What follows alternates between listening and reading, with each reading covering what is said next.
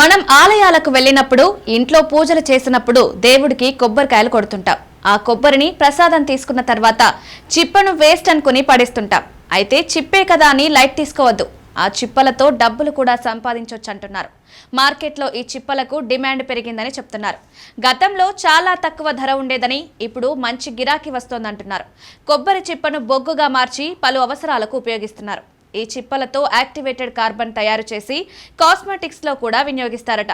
ఈ క్రమంలో ఏపీలో కొబ్బరి సాగు విస్తీర్ణం ఎక్కువగా ఉండే డాక్టర్ బిఆర్ అంబేద్కర్ కోనసీమ జిల్లాలో ప్రతి ఏటా కోట్ల రూపాయల విలువైన చిప్పలు ఉత్పత్తి అవుతున్నాయట.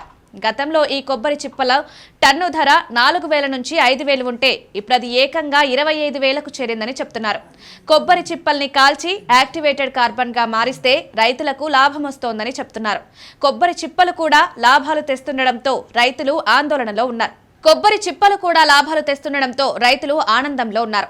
కోనసీమ ప్రాంతంలో రైతులు కొబ్బరిని ఎక్కువగా సాగు చేస్తున్నారు. ప్రతి ఏటా ఒక్కో ఎకరాకు 6,000 వరకు కాయలు ఉత్పత్తి అవుతున్నాయని చెప్తున్నారు. ప్రాసెసింగ్ తర్వాత వీటిలో నుంచి చిప్పలు వస్తాయి. అయితే టన్ను చిప్పలు కావాలంటే 12,500 కాయలు ప్రాసెసింగ్ చేయాలని అంచనా ఉంది. కోనసీమ ప్రాంతంలో ఏటా సుమారు 55 కోట్ల విలువైన చిప్పల ఉత్పత్తి అవుతున్నట్లు లెక్కలున్నాయి. గతంలో కొబ్బరి చిప్పల్ని బొగ్గుగా మార్చడంతో పాటుగా ఆట వస్తువులు, అలంకరణ వస్తువుల్ని తయారు చేసేవారు.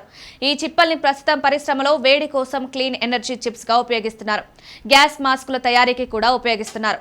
పెట్రోలియం రంగాల్లో వాడుతున్నారు. ఈ చిప్పల నుంచి చార్కోల్ తయారవుతోంది. ఈ కొబ్బరి చిప్ప పెంకును పౌడర్ గా మార్చి తర్వాత అధిక ఉష్ణోగ్రత దగ్గర బాగా వేడి చేస్తారు. అప్పుడు యాక్టివేటెడ్ కార్బన్ తయారు కాగానే కాస్మెటిక్స్ లో ఉపయోగిస్తారు.